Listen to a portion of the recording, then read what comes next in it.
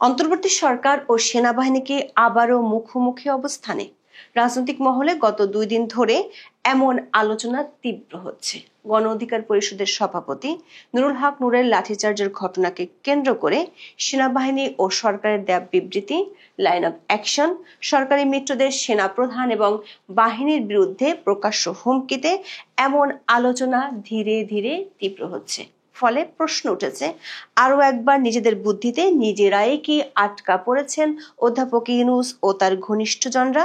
বরাবরের মতো অতি চালাকি যখন গলার দড়িতে রূপ নেয়, তখনই তিনি ডাকেন বিএনপিকে, সাথে থাকে 2 মিত্র কিংস পার্টি এনসিপি এবং জামাত ইসলামী। বিশেষ করে পর্দার আড়ালে সেনাবাহিনীর সাথে দ্বন্দ্বে জড়িয়ে পড়লেই সরকারের এমন কর্মকাণ্ড প্রকাশ্যে আসে। এমন পরিস্থিতি গত কয়েক মাস অন্তর অন্তর ঘটতে থাকায় বিএনপির ভূমিকা নিয়ে প্রশ্ন উঠেছে। খোদ দলটির অভ্যন্তরেই ফিসফাস বাড়ছে। বারবার সরকার ও তার মিত্রদের ডাকে সংলাপের নাটকে অংশ নিয়ে ফাঁদে পড়েও একই গর্তে কেন পাড়া দেয় তারা? বিস্তারিত জানতে চলুন যাওয়া যাক বিশ্লেষণে।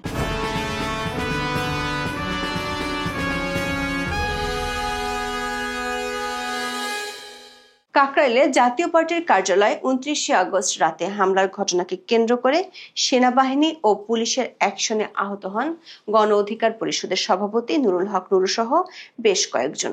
এ ঘটনার জেরে আকস্মিকভাবে আরও উত্তপ্ত হয়ে উঠেছে রাজনীতি। ঘটনার পর আহত নূরকে দেখতে হাসপাতালে গিয়ে তোপের মুখে পড়েন আইন উপদেষ্টা আসিফ নজরুল।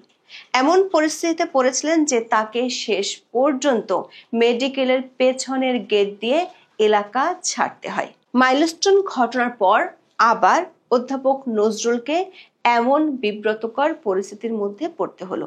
সূত্রগুলো বলছে, নিজেদের মিত্রদের কাছ থেকে উপদেষ্টার এমন দাবরানি খাওয়া অধ্যাপক ইউনূস ও তার ঘনিষ্ঠ মিত্রদের ভাবিয়ে তুলেছে। কনস্পিরেসি থিওরির রাজনীতি, চরম ব্যর্থতার স্বজনপ্রীতির কারণে মিত্রদের হাতেই লাঞ্ছিত হতে হচ্ছে, এই চিন্তায় 29 আগস্ট রাতে বৈঠক হয় মন্ত্রীপাড়ায়। প্রথমে জাতীয় পার্টির উপর দোষ চাপিয়ে লাভ হয়নি। ডিজিটাল দুনিয়ার বদৌলতে ঘটনার ইঞ্চি কণার লাইভ টেলিকাস্ট ততক্ষণে মানুষের দেখা হয়ে গেছে। সেনাবাহিনী সাথে পুলিশ কেন সরকারের মিত্রদের উপর এভাবে চড়াও হলো তা নিয়ে কোনো কুল কিনারা খুঁজে না পেয়ে চিন্তার রেখা আরো বাড়তে থাকে। সাময়িকভাবে ড্যামেজ কন্ট্রোলের জন্য পুরাতন কৌশলই বেছে নেওয়া হয়েছে। ঢাকা মেডিকেলের সামনে থেকে গণ অধিকার সহ সরকারের মিত্র কয়েকটি দলের নেতারা 29 আগস্ট রাতে কড়া হুঙ্কার দেন সেনাবাহিনীর বিরুদ্ধে। দাবি করেন 24 ঘন্টার মধ্যে দায়ীদের শাস্তি দিতে হবে। সেই সঙ্গে কিংস পার্টি এনসিপির নেতাদেরও গর্জে উঠতে দেরি হয়নি। দলের নেতা হাসনাত আব্দুল্লাহ সেনাবাহিনীকে দোষী করার জন্য পুরনো টেপ রেকর্ডার বাজানো শুরু করেন, দায়ী করেন ভারতকে, ইস্যু সেই পুরানো আওয়ামী লীগকে ফেরানো। এনসিপির আরেক নেতা সার্জিস আলম আরো এক ধাপ এগিয়ে ফেসবুকে হুঙ্কার দেন। কেউ কেউ সেই লেখা নিয়ে ট্রলও করতে ছাড়েননি। স্মরণ করিয়ে দেন গোপালগঞ্জে প্রাণ বাঁচাতে সেনাবাহিনীর এপিসি কতটা ভূমিকা রেখেছিল সেই কথা। সূত্রগুলো বলছে, মন্ত্রীপাড়ায় যখন বৈঠক চলছিল সেই মধ্যরাতে উপদেষ্টারা জানতে পারেন আন্তঃবাহিনী জনসংযোগ পরিদপ্তর বা আইএসপিআর কাকরাইলের সংঘাতের ঘটনা নিয়ে বিবৃতি দিয়েছে। বিবৃতিতে সেনাবাহিনী স্পষ্ট করে মব সন্ত্রাসের বিরুদ্ধে সরকারের অবস্থান কি সেটি জানিয়ে দিয়েছে। বলেছে সেনাবাহিনী সরকারের সিদ্ধান্ত কি বাস্তবায়ন করেছে।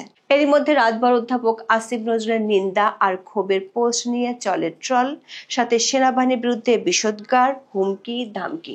অধ্যাপক ইউনূসের মিত্ররা পড়ে যান মাঝ নদীতে। পরের 24 ঘন্টায় তাই চুপচাপই থেকেছেন তারা। সেনাবাহিনীর বিবৃতি কিংবা তাদের কাজ নিয়ে কোনো শব্দ উচ্চারণ করেননি। যমুনায় 30 আগস্ট বিকেলে ঘনিষ্ঠ পরিষদের সঙ্গে বৈঠক করেন প্রধান উপদেষ্টা ডক্টর মোহাম্মদ ইউনূস।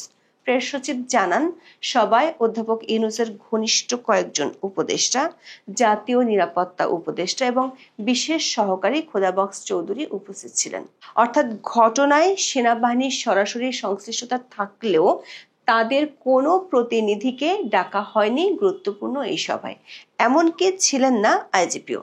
বৈঠকের পর প্রেস সচিব শফিকুল আলম সাংবাদিকদের জানান, নূরের উপর হামলার ঘটনায় বিচার বিভাগীয় তদন্তের সিদ্ধান্ত নিয়েছে সরকার। তদন্ত কমিটির নেতৃত্ব দেবেন হাইকোর্টের একজন বিচারপতি। কৌশলে মবের পক্ষে অবস্থান নিতে গিয়ে সরকারকে সেনাবাহিনীর অবস্থানের বিপক্ষে চলে যেতে হলো।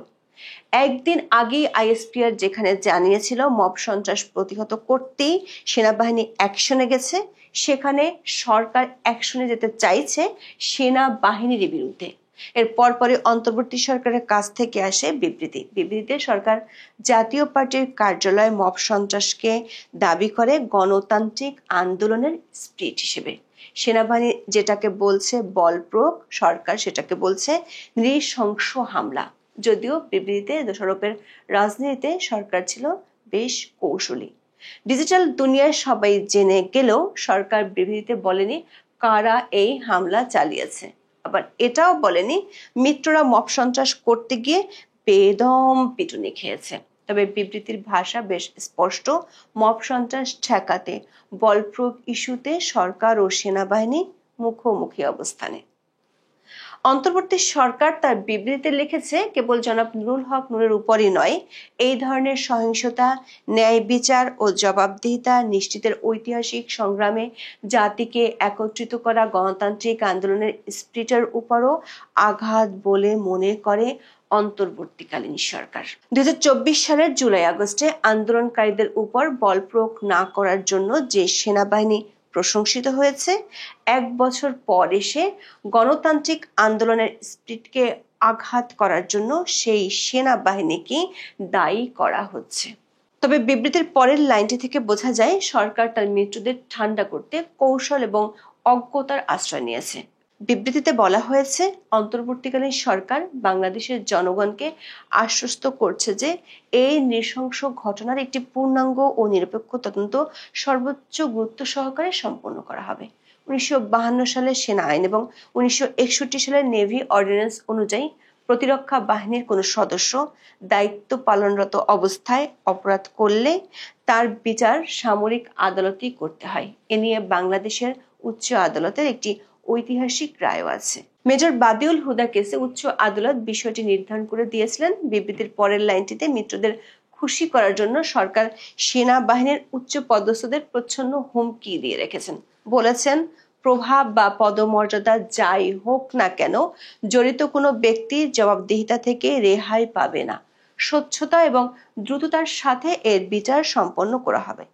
একই ধরনের হুমকি আরো পরিষ্কারভাবে আগের রাতে দিয়েছিলেন কিংস পার্টি নেতা সার্জিস আলম। গত এক বছরে নিয়োগকর্তাদের আগে মাঠে নামিয়ে পরে সেই সুরেই সরকারের কথা বলার এমন অসংখ্য নজির দেখা গেছে। প্রশ্ন হলো এবারও কি একই কৌশলে এগোতে চায় সরকার? আর সেটি হলে এবার কাদেরকে প্রতিপক্ষ হিসেবে বেছে নিয়েছেন ডক্টর মোহাম্মদ ইউনূস? কৌশলটি কি জাতীয় পার্টি কেন্দ্রিক নাকি আরো বড় কোনো প্রতিপক্ষ? দর্শক, মবের পক্ষে বিবৃতি দিয়ে অবস্থান পরিষ্কার করার কয়েক ঘন্টার মধ্যে আবারও হামলার মুখে পড়ে জাতীয় পার্টির কেন্দ্রীয় কার্যালয়। এবার অনেকটা বিনা বাধায় কার্যালয়ে ঢুকে চলে হামলা, লুটপাট, এমনকি আগুন দেওয়ার ঘটনাও ঘটে। এবার হামলা ঠেকাতে সেনাবাহিনীর উপস্থিতি দেখা যায়নি, পুলিশকেও দেখা গেছে কৌশলী অবস্থান নিতে। হামলা, ভাঙচুর, আগুন দেওয়ার পর কিছুটা তৎপর হয় পুলিশ। প্রশ্ন হলো এবার হামলার মধ্য দিয়ে সরকারের মিত্ররা কি সেনাবাহিনীকে পাল্টা চ্যালেঞ্জ ছুড়ে দিলেন? মাঠের তাণ্ডবের মাধ্যমে তারা কি সরকারের স্পষ্ট বার্তা তুলে ধরলেন? সরকারের বার্তা যাই হোক, ভেতরে ভেতরে বেশ অস্বস্তি আছেন অধ্যাপক ইউনূস ও তার ঘনিষ্ঠজনেরা। একদিকে একটি নিবন্ধিত রাজনৈতিক দলের কার্যালয়ে হামলার চেষ্টাকে গণতান্ত্রিক আন্দোলনের স্পিরিট দাবি করছে, আবার শুরু করছে সেই পুরনো নাটক, সংলাপ। পুরনো নিয়মে 31শে আগস্ট যমুনার ডাক পেয়েছে বিএনপি, জামাত এবং কিংস পার্টি এনসিপি। লক্ষণীয় হলো নূর যে দলের প্রধান, সে গণ অধিকার পরিষদকে ডাকা হয়নি যমুনার বৈঠকে। নাটক প্রলম্বিত হলে পরে হয়তো ডাকা হবে গণপরিষদকে। কিন্তু প্রশ্ন হলো যে দলের প্রধানকে ঘিরে এত ঘটনা, সেই দলটি কেন ডাক পেল না এই প্রথম দাবি। কিন্তু সরকার এমন ডাকে বিপাকে পড়েছে বিএনপি। আবার একই ধরনের নাটকে অংশ নিয়ে বিএনপি কি আরো বড় ফাঁদে পড়তে যাচ্ছে কিনা সেই প্রশ্ন উঠেছে দলটির ভেতরে। সরকারের ফেব্রুয়ারিতে নির্বাচন নিয়ে দলটির আস্থা এরই মধ্যে সরে গেছে, যদিও তারা সরাসরি বলছে না, কিন্তু আশঙ্কার কথা জানান দিচ্ছে নিয়মিত। দোষ দিয়ে যাচ্ছে একটি গোষ্ঠীর উপর। মির্জা ফখরুলের ভাষায় সেটি হলো উগ্রবাদী শক্তি। অথচ প্রকাশ্যে এনসিপি ও জামাত ফেব্রুয়ারিতে নির্বাচনের রোডম্যাপ ঘোষণাকে বলছে বেইমান। আবার এই দল দুটির সাথে নিয়ে অধ্যাপক ইউনূস বিএনপির সাথে বৈঠক করবেন। 26শে আগস্ট জামাতের সাথে মন্ত্রীপাড়ায় বৈঠক করেছে বিএনপি। সে বৈঠকে বিএনপি বুঝে গিয়েছে সরকারের মিত্ররা নির্বাচন হতে দিবে না। আসন ভাগাভাগি নিয়ে তাদের এমন আকাশ কুসুম দাবি, যেটি পূরণ করতে গেলে বিএনপির মধ্যে গৃহদাহ লেগে যাবে। কিন্তু দলটির ভেতরে প্রশ্ন উঠেছে, বিএনপির এমন ধরি মাছ না ছুঁই পানির নীতিতে 1 বছরে রাজনৈতিকভাবে কতটা উপকৃত হয়েছে দলটি। নতুন করে সংলাপের নাটকে অংশীদার হয়ে আবারও কি ফাঁদে পড়তে যাচ্ছে দলটি?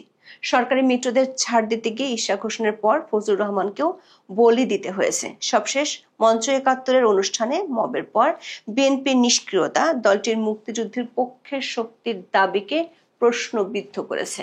বিএনপিকে দিয়ে এবার জাতীয় পার্টি নিষিদ্ধের ইস্যুটি সরকার সামনে আনতে চায় কি না সে প্রশ্ন উঠেছে।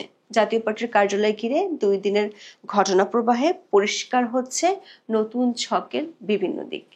এরই মধ্যে রাজনৈতিক নেতার মতো বক্তব্য এসেছে অ্যাটর্নি জেনারেল মোহাম্মদ আসাদুজ্জামানের কাছ থেকে। ঝিনাইদহে এক অনুষ্ঠান শেষে সেই ইঙ্গিত দিয়ে রেখেছেন, তার এই বক্তব্যের কয়েক ঘন্টা না যেতেই জাতীয় পার্টিকে নিষিদ্ধের জন্য 48 ঘন্টার সময় বেঁধে দেন গণ অধিকার পরিষদের সাধারণ সম্পাদক রাশেদ খান।